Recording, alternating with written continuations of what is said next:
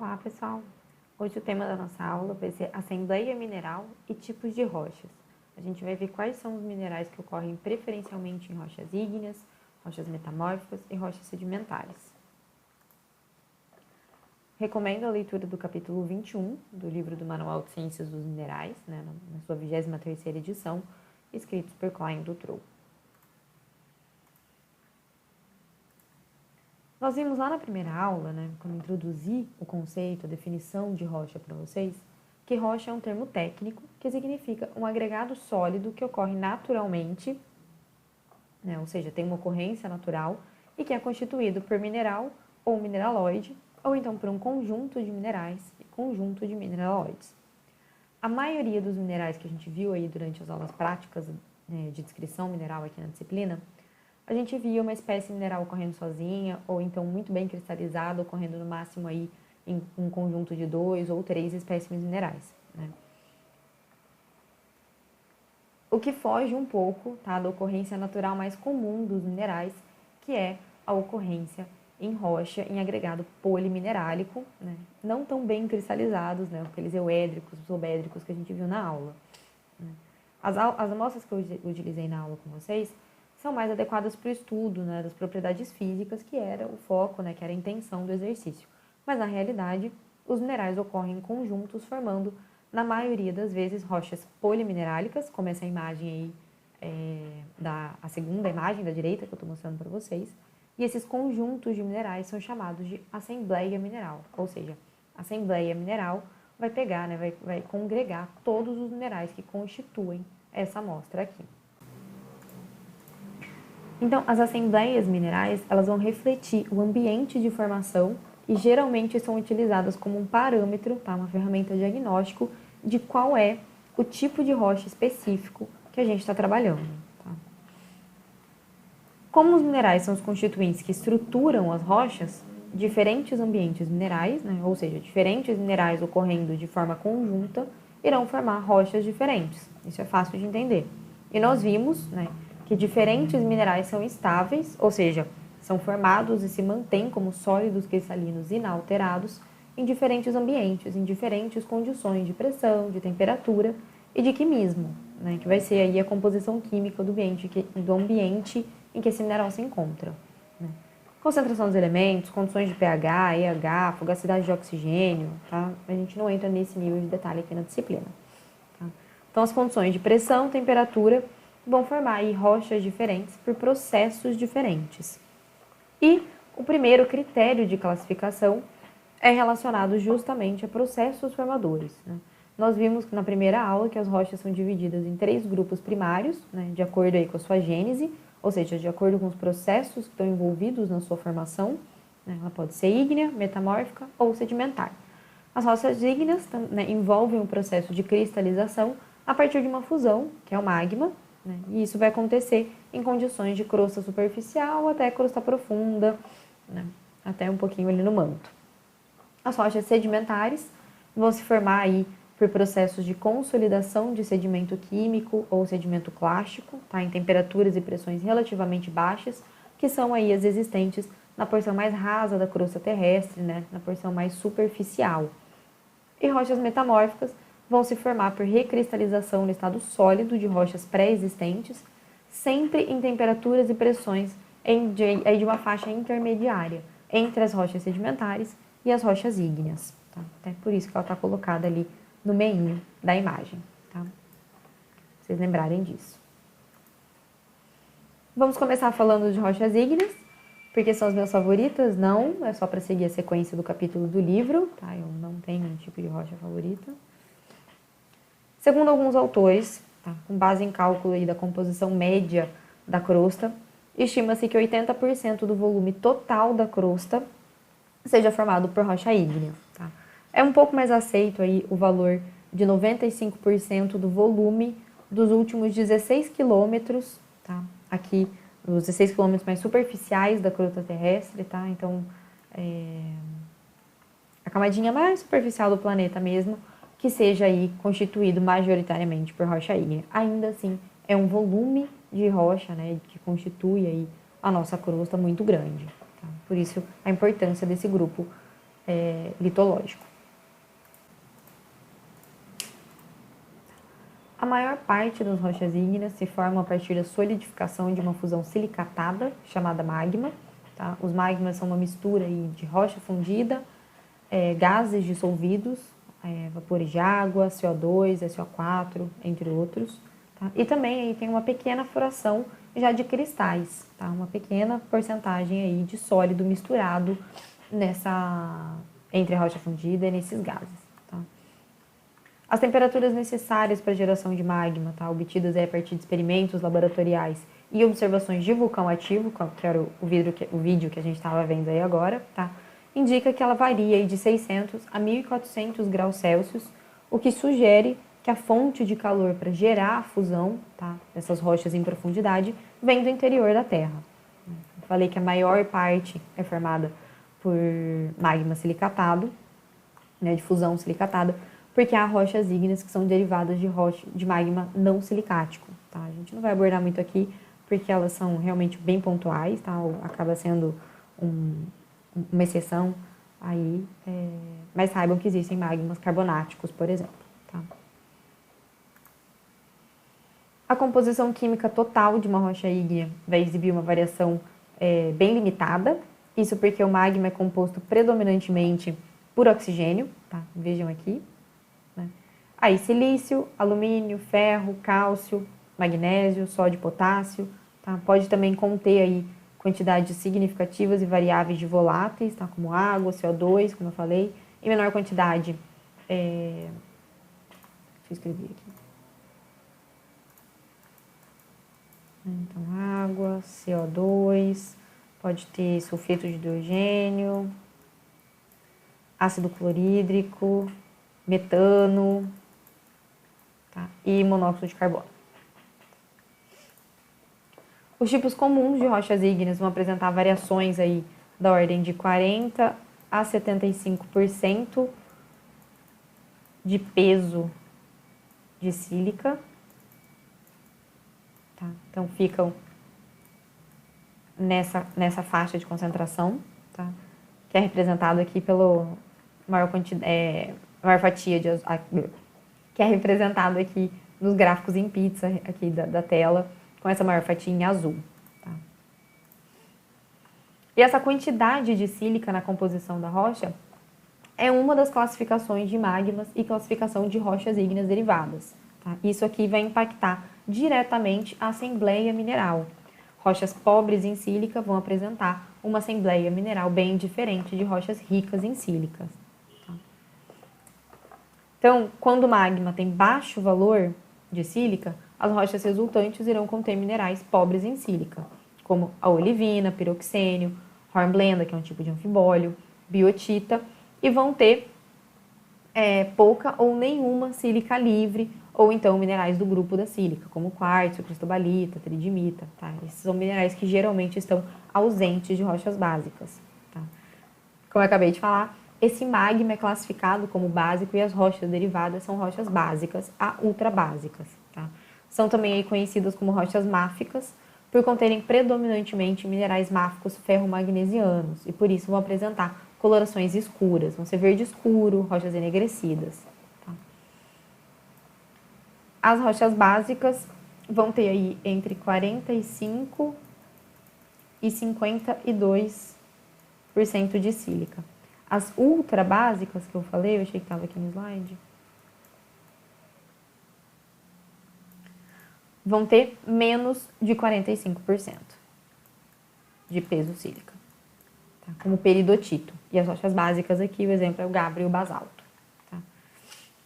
Quando a rocha resultante apresenta valores intermediários de sílica, entre 52% a 66%, aí elas são chamadas de intermediárias. Então,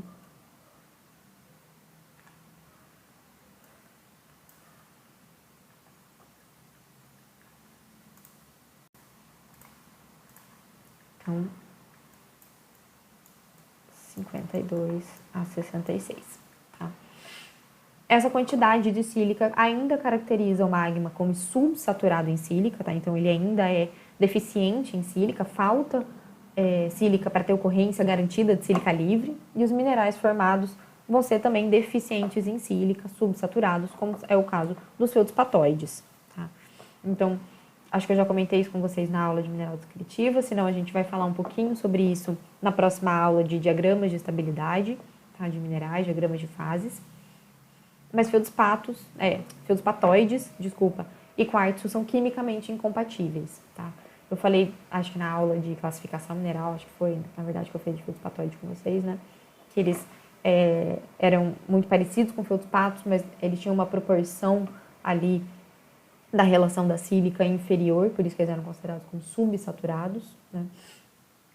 E isso que acabava gerando uma incompatibilidade da ocorrência desses minerais com a cristalização de minerais do grupo da sílica, né? Não sobra sílica para cristalizar esses minerais.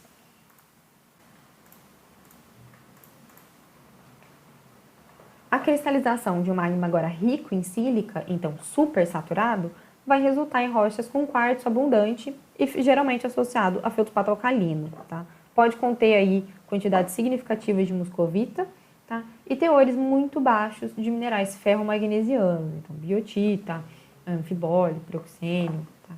São rochas chamadas aí de félsicas, pelo predomínio justamente de minerais félsicos, ou também são chamadas de rochas ácidas, tá? Pois possui um conteúdo de sílica aí superior a 66%. São rochas geralmente claras. E vocês viram aí que essa classificação, né, esse conceito de acidez, nada tem a ver com o conceito de acidez, de pH usado em química, né? Essa quantidade de sílica vai ter relação com a quantidade de quartzo. E vai ter aí também uma influência da supersaturação e subsaturação em sílica do magma na sua mineralogia, na assembleia mineral da rocha ígnea que é cristalizada. E como eu falei para vocês lá na primeira aula, né, puxando aí pela memória, há uma sequência de cristalização de vários minerais com resfriamento progressivo do magma, né? Então, enquanto abaixa a temperatura, vão sendo cristalizados, né, minerais diferentes. Então, inicia a cristalização aqui em alta temperatura com minerais do grupo da olivina, né? Começa com a olivina magnesiana, forsterita, segue para a olivina cada vez mais enriquecida em ferro, até chegar na composição da faialita. E aí, para a cristalização de olivina, né, atinge uma temperatura em que ela não é mais estável, passa a cristalizar piroxênio, né? Ortopiroxênio, clinopiroxênio. Então, primeiro os ricos em magnésio, como a estatita, e depois os ortopiroxênios ricos em ferro, a edribergita. E assim por diante, numa série de cristalização descontínua de minerais ferromagnesianos. Isso aqui, né, também, ao mesmo tempo, pode estar cristalizando na série contínua, né, caso aqui o magma seja rico em componentes dos plagioclásios, vai estar cristalizando o plagioclásio rico em anortita, né, o cálcico, que vai cristalizar antes do plagioclásio rico em sódio, a albita. Tá? Então, em temperaturas mais baixas, aí começa a cristalização do magma de feldspatos potássicos, muscovita e quartzo. Tá? Então, essas reações e a separação do magma, né, dos cristais, da parte cristalizada, levam a um processo de diferenciação magmática e pode levar à mudança da composição. Tá? Então, vamos considerar que esse desenho super bonito aqui é representativo de uma câmara magmática, tá? Um reservatório de magma que está em resfriamento. Então, com o passar do tempo, ele vai perdendo temperatura, né? Ele tem início aqui com uma composição X, que para fins didáticos vai começar com um magma básico. Tá? Básico ultra básico. Então, sua cristalização vai levar à cristalização de olivina, representado ali em verdinho, e plagioclásio rico em anortita, rico em cálcio, a anortita. Então, esses minerais eles podem ser retirados do magma por precipitação, tá? Então, como o sólido acaba sendo mais denso, nesse caso que o líquido, eles vão afundar, tá? Aqui na base da câmara magmática, tá?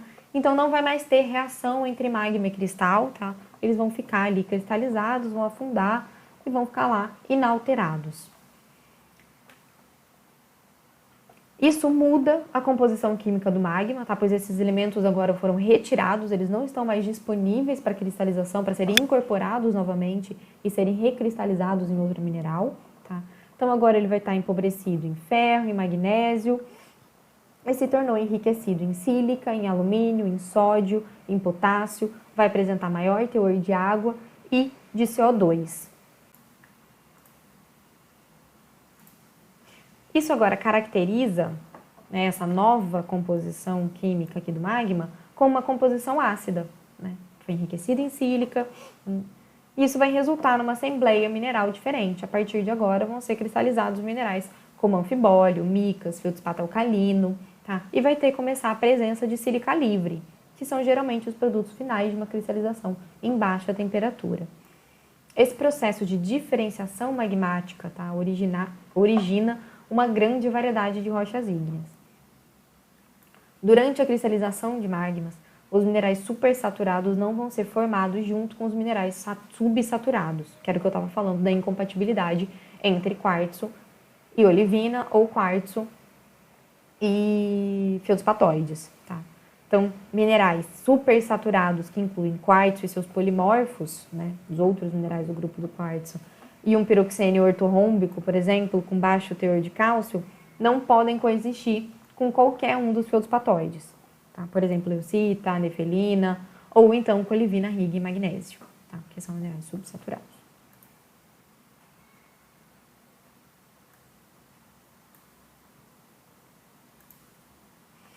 Isso falando do ponto de vista da classificação química de rochas ígneas, né?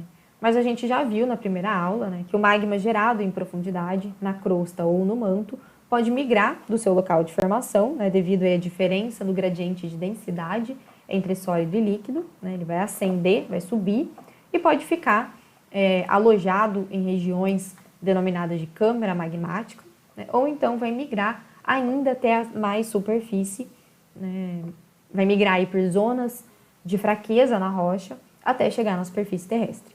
Então, assim, o magma o magma pode se cristalizar em dois ambientes diferentes, em profundidade, né, na crosta ou no manto, ou na superfície terrestre. E assim, as rochas são separadas em dois grandes grupos quando observadas quanto ao local de cristalização, né, que vai impactar aí no seu tempo de resfriamento, que vai resultar, por sua vez, em textura de rochas diferentes. E aí elas vão ser classificadas em rochas extrusivas ou rochas intrusivas. As extrusivas são rochas aí que derivam do material fundido ou parcialmente fundido, né, que atingiu a superfície da Terra. Lembrem, extrusão, ato ou efeito de forçar e empurrar para fora, expulsão para o exterior. Rochas intrusivas são resultado da cristalização de magma antes que ele atinja essa superfície da Terra, tá? Durante aí sua ascensão na crosta. Então, ele fica preso em profundidade. Lembrem-se aí de intrusão, entrada forçada de rocha fundida em outra rocha ou em outras rochas. Tá? Textura, que eu falei antes, né, só para definir o termo, refere-se ao tamanho, ao formato e ao arranjo dos grãos minerais que vão compor as rochas. Tá? E o tamanho de cristal e relação espacial geométrica entre os cristais, que vai ajudar a gente a definir se elas são rochas extrusivas ou rochas intrusivas. Isso porque, recupero lá esse slide da primeira aula novamente, para relembrar que rochas extrusivas tendem a se resfriar e cristalizar rapidamente. Se isso acontece muito rapidamente, pode ser que não gere núcleos cristalinos e vai gerar vidro vulcânico.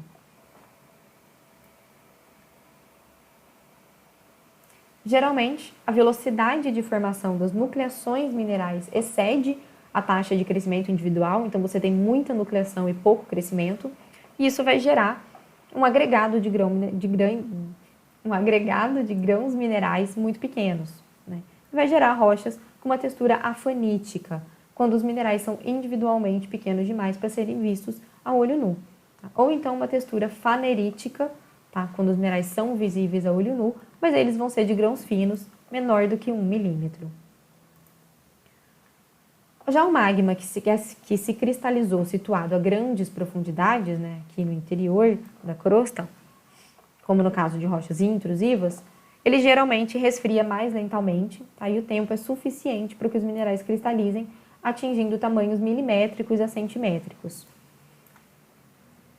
Como o resfriamento é lento, a velocidade de crescimento mineral excede a velocidade de nucleação e os cristais relativamente maiores conseguem se formar. Tá? Então, vão formar aí rochas de textura fanerítica média grossa, tá? Média fica entre 1 e 5 milímetros e a grossa se passa de 5 milímetros. Tá? Então, cristais centimétricos já são minerais de rocha ígnea fanerítica grossa, de textura fanerítica grossa. Então, como eu falei para vocês, só para reforçar esse conceito, tá? Textura de uma rocha ígnea é um dos critérios levados em consideração, que é analisado durante a classificação, tá? Para identificar qual litotipo é, qual rocha específica é, tá? E ele se refere aí ao tamanho, a forma, a disposição, tá? Como que são os contatos entre os cristais, os minerais, como eles estão organizados.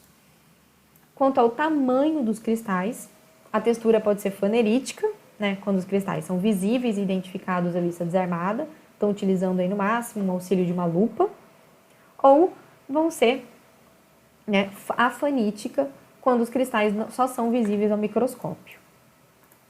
E aí eu coloquei essa imagem, né? Mas as principais rochas extrusivas são as que estão aqui no topo, né? Basalto, andesito, riolito, e as intrusivas são o gabbro, o diorito e o granito. Tá? Essas rochas, né, elas... Ah, não, fiz errado. Não vai ficar bom. Assim vai ficar melhor. São equivalentes quimicamente e mineralogicamente. Então, se a gente fizer uma análise química, elas vão ser muito parecidas, tá? Granito e riolito, andesito e diorito, basalto e gabbro. Lógico, vão ter algumas distinções, tá? Mas, de um modo geral, elas são muito parecidas. Mineralogicamente, elas são compostas também por mais ou menos a mesma assembleia mineral, mas elas apresentam texturas muito distintas, refletindo as diferentes condições de cristalização desses minerais dessa rocha. Tá? Então, eu falei para vocês, né, da classificação de rochas ígneas baseada na quantidade de sílica, né, que é a acidez. Então, aqui eu separei, né, basalto é um representante das rochas básicas extrusivas, né, enquanto que o gabbro é o representante básico principal das rochas básicas e intrusivas. O andesito, intermediárias, né, extrusivas, o diorito, intermediárias intrusivas, e o riolito, ácidas extrusivas, e granito, intrusivas ácidas. Então, a gente tem um conteúdo de sílica aumentando da esquerda para a direita. Tá? Não se preocupem muito com essa classificação.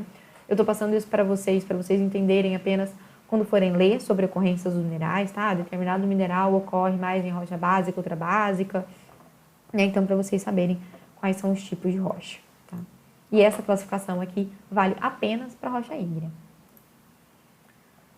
As rochas magmáticas, né?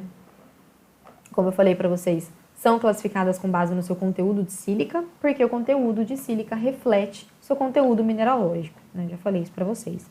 Então, de um modo geral, a assembleia mineral de rocha ígnea, seja ela vulcânica ou plutônica, é composta essencialmente por silicatos, né? Maior porcentagem em peso de sílica, não podia ser diferente.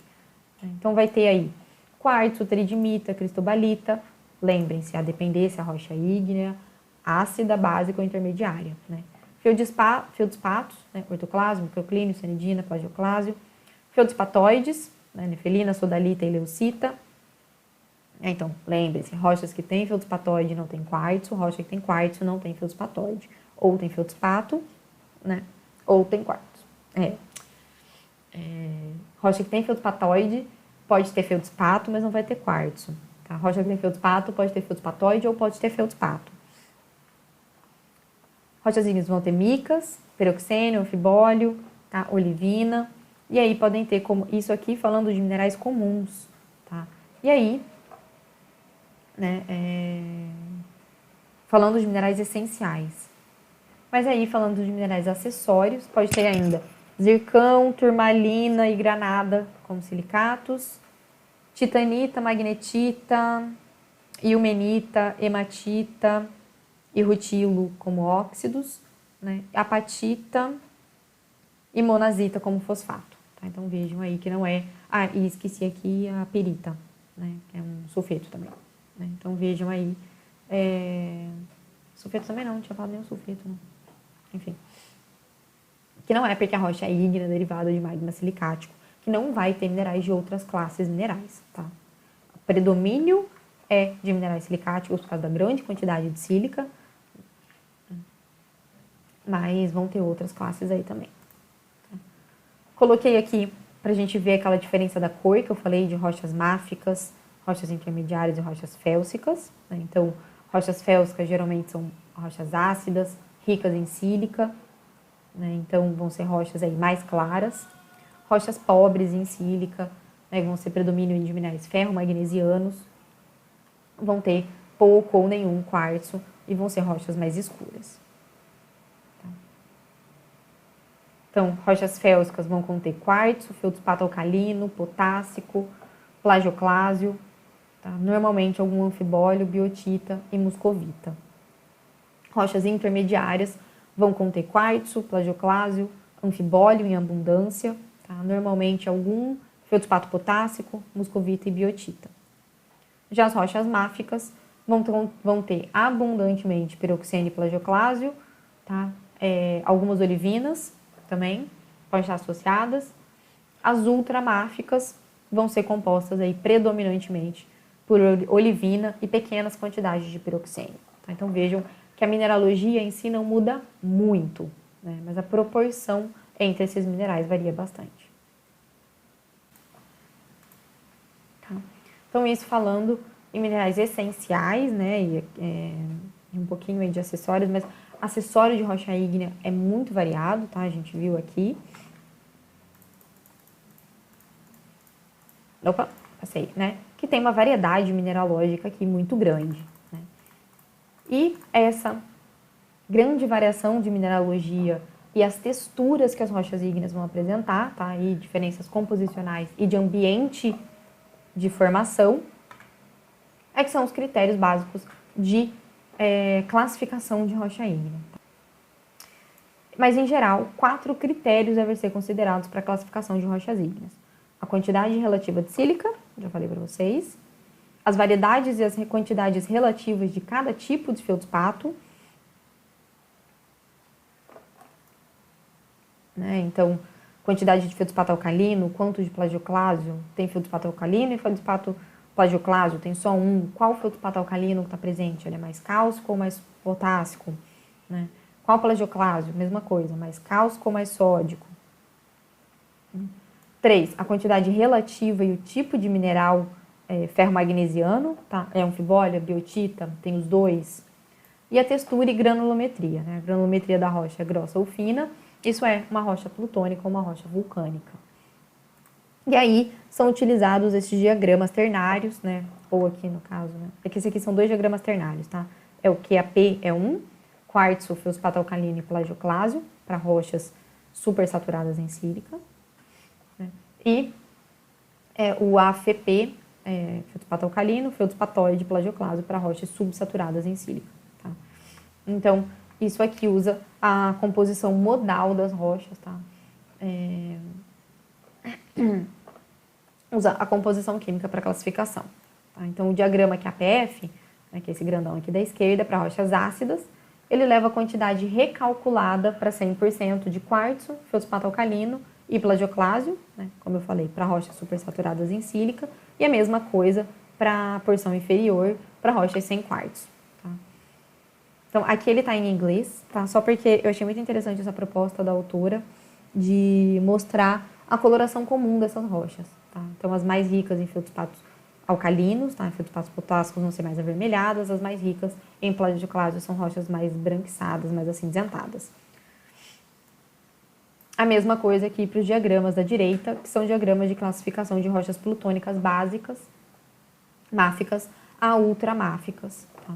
Sendo aí seus constituintes plagioclásio, piroxênio e olivina, tá? No caso de máficas, ou então aqui horblenda, que é um anfibólio, no caso de ultramáfica. Tá? Aí aqui eu trouxe para vocês verem o nome das rochas ígneas plutônicas, tá? Ou vulcânicas, usando o mesmo esqueminha de classificação. As rochas vulcânicas acabam sendo classificadas mais quimicamente, porque a gente não consegue, né, descrever corretamente, identificar corretamente a proporção dos minerais. Então, a gente acaba usando uma classificação química que é um pouquinho diferente dessa aqui. São os mesmos nomes de rocha, né? Só um diagrama diferente. Mas então aqui a gente tem né? O quartzolito, granitóide rico em quartzo, granito, granodiorito, tonalito, cienito, monzonito, tá? São cienito, feldspato alcalino, tá? São todos nomes de rochas ígneas.